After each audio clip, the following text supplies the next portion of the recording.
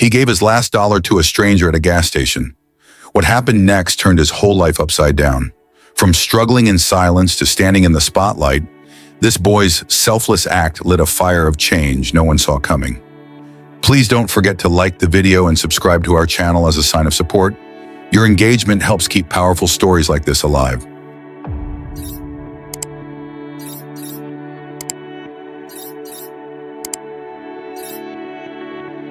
On a chilly November morning in Cedar Creek, Oregon, 10-year-old Billy Harper pulled on his frayed jacket, stuffing his last crumpled dollar into his jeans pocket. The sun peeked over the foggy treetops, casting a pale glow on the quiet streets. He was headed to the corner gas station, not for snacks or soda, but to see if anyone needed help carrying groceries or pumping gas. He had a single goal in mind: to earn enough money to buy his younger sister Emma a small birthday cake. Since their mom had gotten sick and their dad lost his job at the lumber mill, things had been tight. Billy understood more than most kids his age. He didn't complain. Instead, he helped by watching Emma, doing odd jobs and staying out of trouble. At the edge of the gas station parking lot, Billy spotted an older man fiddling with the handle of a rusty minivan. The man looked frustrated, his gray hair sticking out from beneath a beanie, and his wallet spread open on the hood of the car. "Need some help, sir?" Billy offered. The man looked up. His eyes were tired and his hands trembled. I can't seem to find my card," he said. "And I need to get home before the cold gets worse." Billy hesitated. That dollar in his pocket was all he had. But looking at the man, he felt something stir. Maybe empathy, maybe hope. "I got $1, Billy said, pulling it from his jeans. "It's not much, but maybe it'll help get you a little gas." The man blinked. "You'd give me your only dollar?" Billy shrugged. "I got 2 legs, I can walk home." The man accepted the bill with a stunned expression. "You sure, son?" "Yeah," Billy smiled. "It's just money." He turned to leave before the man could say more, heading down the street with his hands in his pockets, thinking about how to make Emma's day special without a cake. What Billy didn't know was that the man he just helped wasn't stranded at all. His name was Charles Everett, a multi-millionaire known for his investments in green energy and for testing people's character in quiet, unexpected ways. That day, Charles wasn't looking for sympathy. He was looking for goodness in a world that often forgot it, and Billy's selfless act lit a spark in him he hadn't felt in years. As Billy disappeared around the corner, Charles whispered to himself, "That boy has something rare." He reached into his coat and pulled out a small notebook, scribbling down the boy's description and the name stitched on his backpack. It read, Billy Harper. Charles Everett sat in the driver's seat of his weathered minivan, watching Billy Harper disappear into the distance. The boy's generosity echoed in his mind like a bell in a quiet church. In all his years of philanthropy and business, rarely had Charles encountered such pure-hearted kindness. Most adults wouldn't have spared $1, especially not their last one. Charles started the van, not because it was broken, but to maintain the role he'd played. He wasn't just a millionaire that day, he was a man on a mission. After inheriting a fortune and expanding it into a multi-billion-dollar green tech empire, Charles had taken to the streets every few months in disguise. His goal was simple: to find people who didn't know who he was. People who acted out of sincerity, not for reward. Pulling into the parking lot of a local diner, Charles pulled out his phone and dialed a familiar number. "Monica, it's me," he said. "Charles, are you still out doing your undercover Santa routine?" his assistant teased. "Something like that," he chuckled. "Listen, I need everything you can find on a kid named Billy Harper. About 10 years old, lives near Maple Street in Cedar Creek, wears a faded backpack. Get me details fast and don't alert anyone." "Got it. Should I inform legal or PR? Number, this one's personal." After hanging up, Charles nursed a cup of coffee while watching the snow begin to fall. It reminded him of his own childhood, growing up in a 2-bedroom trailer with 5 siblings and a mother who worked double shifts. He hadn't had much, but he'd always had dreams. And now, with more wealth than he could ever spend, he used it to uplift people who reminded him of who he used to be. Within hours, Monica had sent him a full report. Billy Harper, Charles read aloud, 5th grade student, top marks in reading, helps care for his younger sister Emma. Mother Teresa Harper, disabled and unemployed. Father, Mike Harper, laid off recently. No criminal history, no assistance from the state. He leaned back, letting out a low whistle. They're invisible to the system, he murmured. A plan began to form in his mind, but it had to be careful, quiet. He didn't want to sweep in and overwhelm the family. He wanted Billy to understand that his actions had meaning, not because of who Charles was, but because of who Billy had chosen to be. I'll start with the school, he said, then the landlord, and we'll go from there. The wheels were in motion, and though Billy didn't know it, his single dollar had started something much bigger than he could ever imagine. Back on Maple Street, Billy sat on the couch beside Emma, flipping through her favorite picture book. He didn't mention the man at the gas station. Instead, he smiled as she laughed at the pictures. To Billy, it had been just a small act of kindness. To Charles, it was the beginning of a miracle. The next morning, Billy woke to the sound of his sister humming in the kitchen and the faint smell of instant oatmeal. Emma had a way of making everything seem brighter, even when the pantry was nearly empty. "Happy birthday," Billy whispered, pulling a handmade card from under his mattress. He'd worked on it late into the night, drawing stars and balloons with his school markers and writing a silly poem just for her. Emma's face lit up when he gave it to her. "Billy, this is the best card ever." He smiled, masking the sting of not being able to get her a cake. "Wait till you see your surprise later," he said, even though he had no idea what that would be. Maybe he'd ask the corner store if they had a dented cupcake for cheap. Before he could make it out the door, there was a knock. Their mom, Teresa, wheeled herself to the hallway with effort. "Billy, can you see who it is?" Billy opened the door to find a sharply dressed woman standing on the porch. She wore a black wool coat and carried a leather satchel. A warm but professional smile spread across her face. "Good morning. Are you Billy Harper?" "Yes, ma'am."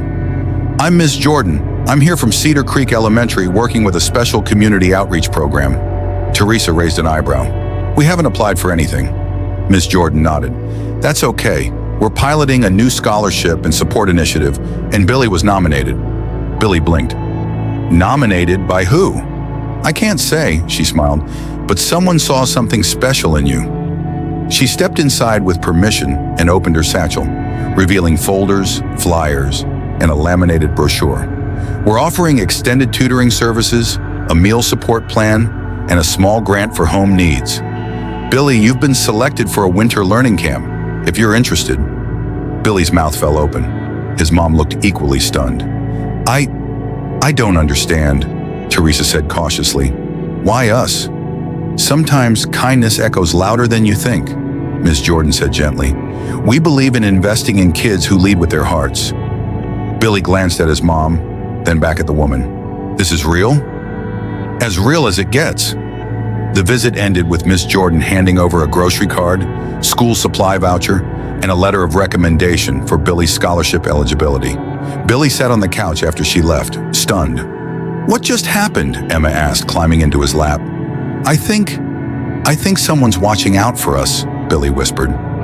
He didn't know it yet, but Charles Everett had arranged every bit of it.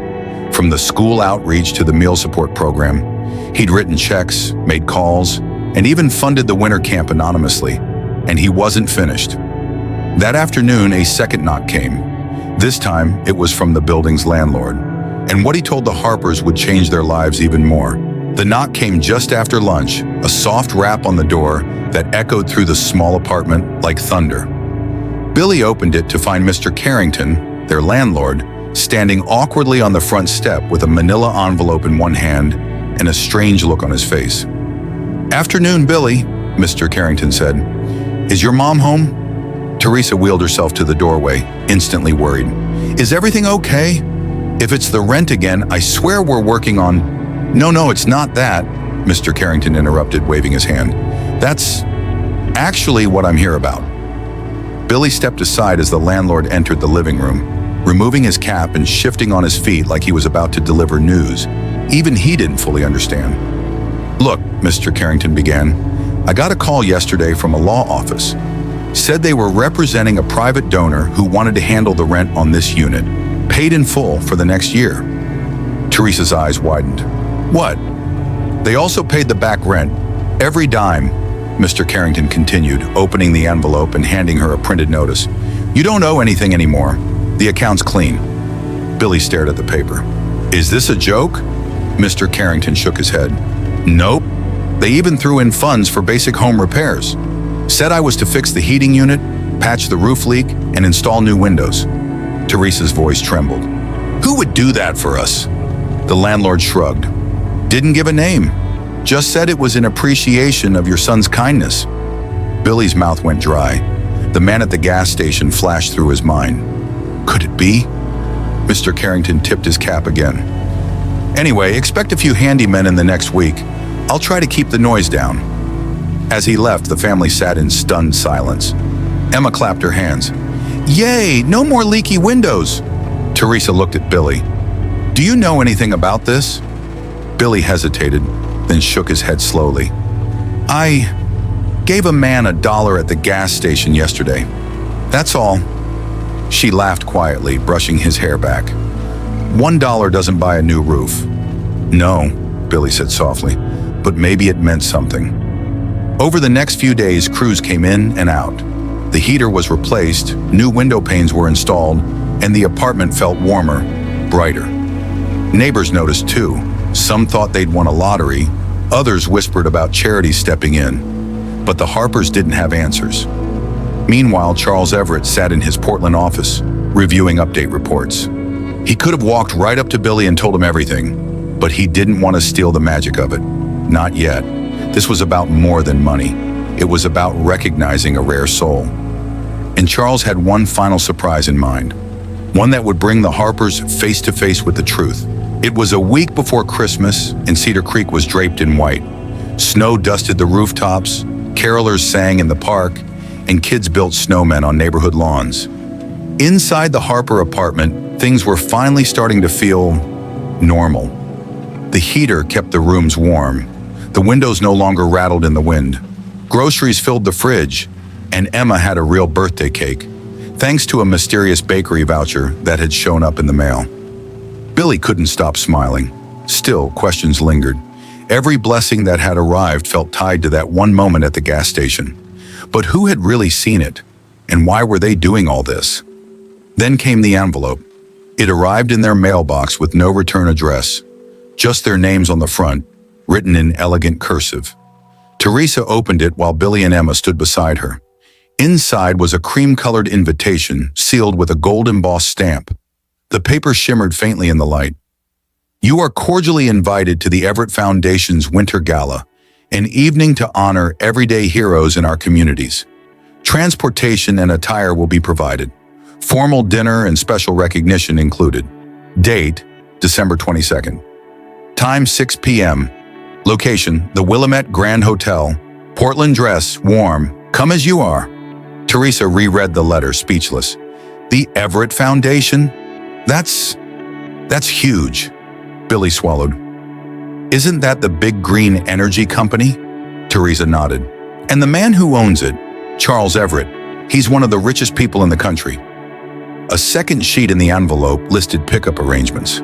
A private car would arrive at 4 p.m. on the 22nd to take them to the event. All they had to do was be ready. Billy stared at the invitation for a long time. His heart thumped hard in his chest. Somehow, deep down, he knew. "It was him," Billy said. "The man at the gas station." Teresa looked at him. "Are you sure?" He nodded slowly. "It has to be." For the next few days, the Harper home buzzed with nervous energy. New clothes were delivered for each of them, perfectly sized, with no tags or receipts. A soft black dress for Teresa, a little silver skirt and sweater for Emma, and for Billy, a navy blazer, white shirt, and red tie. When the sleek black car pulled up on the evening of the 22nd, neighbors peeked through blinds and waved from porches. Emma squealed as she climbed into the back seat, while Billy stared out the window, clutching the invitation like it was a golden ticket. The ride to Portland was quiet, snow drifting across the highway as the lights of the city came into view. The Willamette Grand loomed ahead, tall, lit with chandeliers and wreaths, its entrance lined with evergreen trees. Billy stepped out of the car into the winter air, his breath visible in the cold. Somewhere inside that building, the man he helped was waiting, And tonight, he would learn the full truth behind the kindness that changed his family's life. The Willamette Grand shimmered like a snow globe come to life. Twinkling lights hung from every archway, velvet ropes lined the marble entry, and a warm glow pulsed from inside the grand ballroom. Billy held Emma's hand tightly as they stepped through the rotating doors, their breath catching at the sight. Inside, guests in elegant attire mingled near ice sculptures and buffet tables piled with food Billy had only seen in magazines. Waiters passed by with trays of cider and sparkling water. A jazz band played softly in the background. "This can't be real," Teresa whispered as she adjusted the sleeves of her borrowed dress. They were greeted by a smiling hostess who checked their names on a gold-trimmed list. "Right this way, Harpers. You're seated near the front." Billy's heart pounded as they were led through rows of round tables. Crystal glasses sparkled under chandeliers, and a massive stage dominated the front of the room. A screen behind it flashed the Everett Foundation logo in gold. As they took their seats, murmurs spread through the crowd. A woman in a nearby seat leaned over. "You must be the Harpers," she said kindly. "We've all heard about the boy who gave his last dollar." Billy's eyes widened. "How did you—" Before the woman could answer, the lights dimmed. A hush fell over the crowd as a spotlight hit the stage. A tall man in a black suit stepped up to the podium. His silver hair was neatly combed, and his voice was deep and steady. "Good evening," he began. "I'm Charles Everett. Tonight we gather not to celebrate wealth, but to celebrate heart. The heart that leads people to act with kindness, especially when no one is watching." Billy's stomach dropped. It was him. Charles continued. "I've spent my life building businesses, investing in clean energy, and giving back. But what matters most to me isn't the profits, it's the people. And last week, disguised as someone struggling, I met a boy who gave me everything he had without expecting a thing in return." The screen behind him flickered to a blurry security cam image of the gas station. There, frozen in time, was Billy handing over his dollar. Gasps echoed through the room. "Billy Harper," Charles said, turning toward their table. "Would you and your family join me on stage?" Billy froze. Teresa gave his hand a squeeze. "Go on, sweetheart." Billy stood, his legs shaking as he walked with his family toward the stage. As they climbed the steps, Charles met them with a warm smile and extended his hand. "You didn't know who I was," Charles said gently, "but you gave without hesitation. You reminded me what it means to be human." He turned to the audience.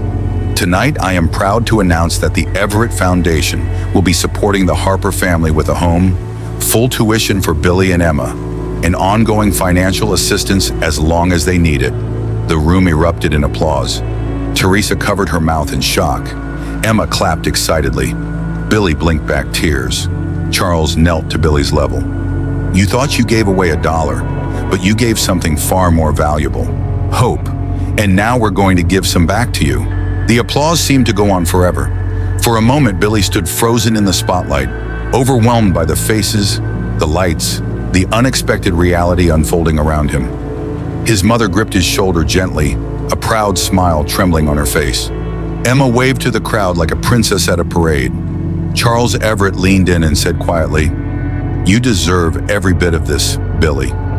You reminded me what real wealth is." After the event, they were ushered into a quieter lounge where media and cameras weren't allowed.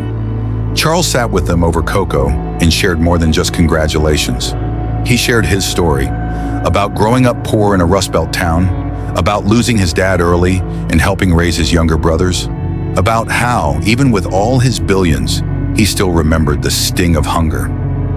"I used to think success was about numbers," he admitted, "but then I met people like you. You're why I do this now." Billy looked up at him. "You really didn't want me to know it was you at first?" Charles smiled. "I needed to know who you were when no one was watching. And what I saw, that was worth more than gold." By the end of the evening, their lives had changed in more ways than one.